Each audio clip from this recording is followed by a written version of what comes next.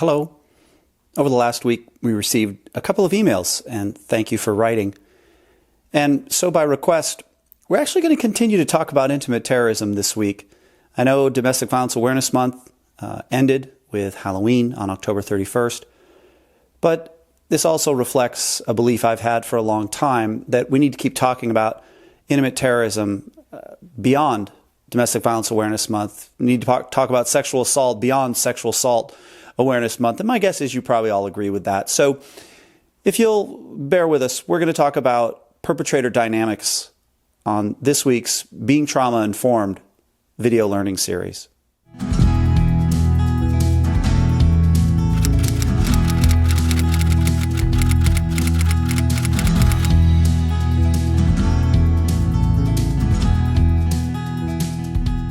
Hello and welcome to the Being Trauma Informed video blog.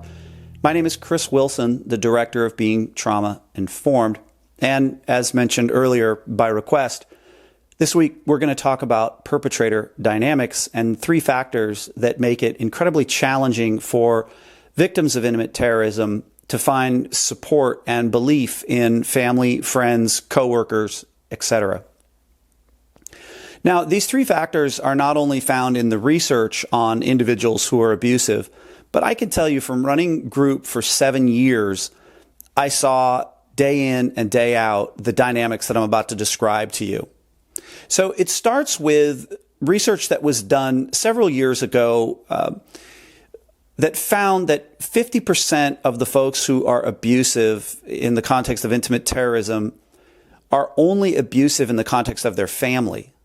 Now, Holdsworth Monroe did this research, like I said, many years ago, but it has since stood the test of time. It squared with research that John Gottman did in Seattle, for example. And there was a meta-analysis done about 5-7 years ago that said, yes, that research done, 20 or so, 25, the older I get, the longer ago it was. That research has absolutely stood the test of time. So if the abuser is only being abusive in the family, imagine how challenging it is for a victim of intimate terrorism to talk to family and friends, because the family and friends have no idea what that individual is talking about. Let me also just throw in a caveat. These are the folks that help us explain to others why it is that intimate terrorism, domestic violence, has nothing to do with anger. It's not about anger.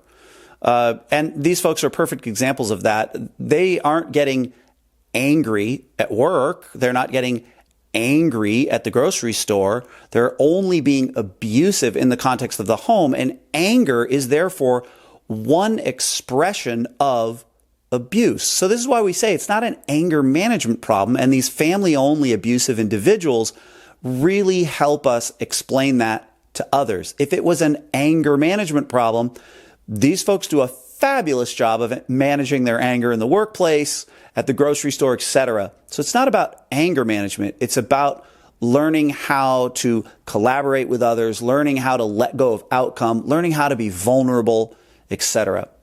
So if half of the individuals out there who are engaging in intimate terrorism are only doing it in the home, you can imagine how challenging it is to talk to family, to talk to friends. Now, even if the abusive individual is showing signs of this at work, showing signs of this with family, the second dynamic comes into play.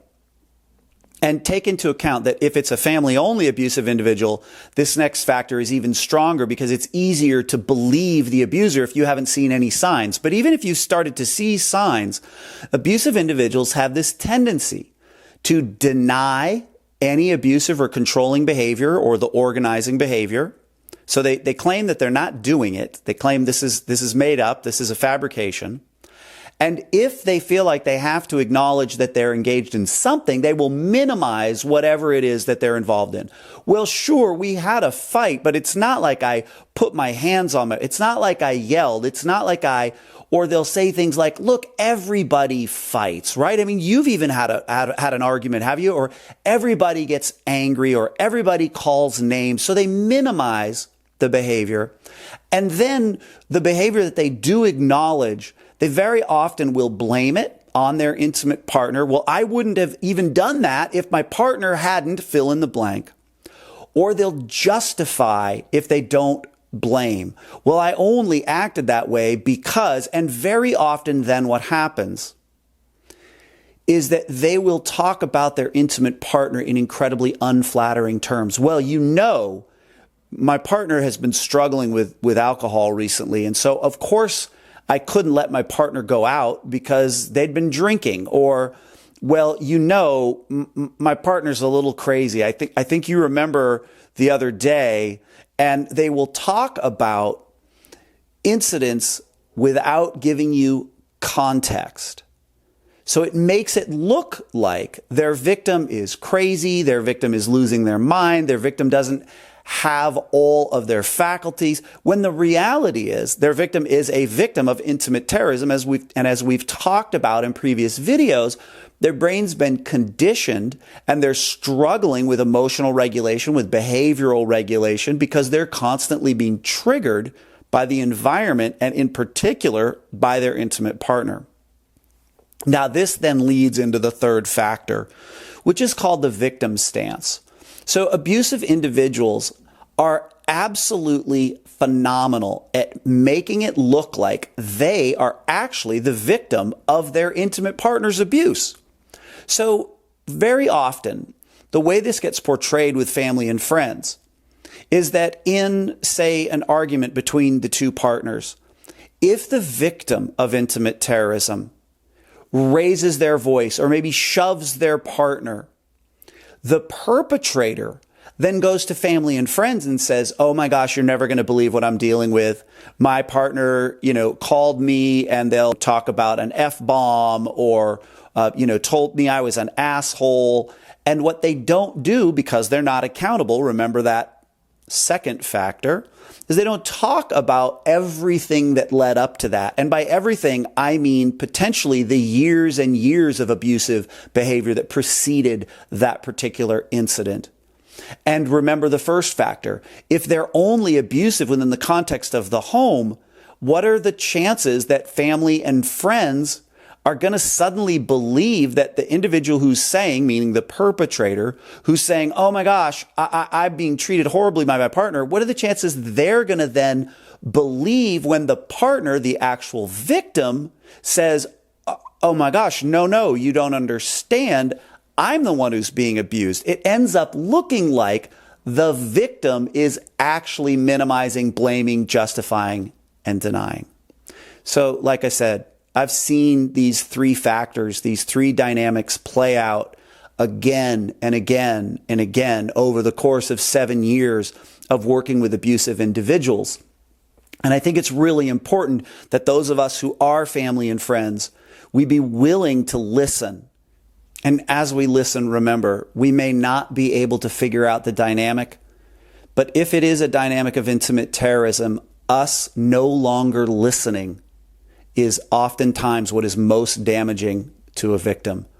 Us no longer being willing to go to dinner and talk about how their partner is abusing them, but they still don't feel safe leaving, because very often that's what happens. We say to the victim, well, if it's as bad as you say, why don't you leave? And remember, if it was as bad as they say, you would stay too. So, if you have another suggestion for another topic, if you'd like to email us, info@beingti.com. Thank you again for those of you who have sent emails. And we're really excited about the videos that we have planned coming up here for the rest of November and December to close out 2019. And look forward to seeing you then. Again, my name's Chris Wilson with Being Trauma Informed. Take care and have a good week.